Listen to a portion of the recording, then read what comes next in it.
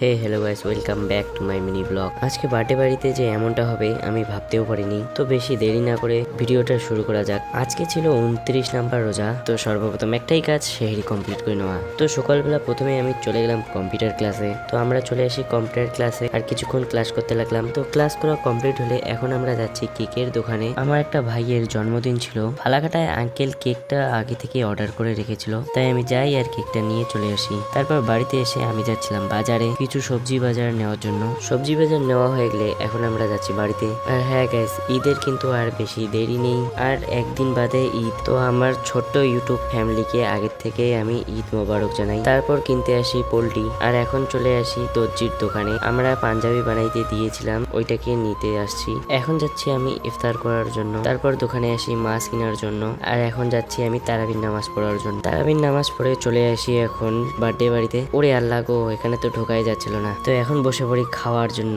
তো আজকের মিনি ব্লগটি এইটুকুই, আর আমি এখন কেক খাওয়ার জন্য যুদ্ধে নেমে পড়ি। দেখা হবে পরে মিনি ব্লগে। এখনকার জন্য বাই বাই, সবাই ভালো থাকবেন, খোদা হাফেজ।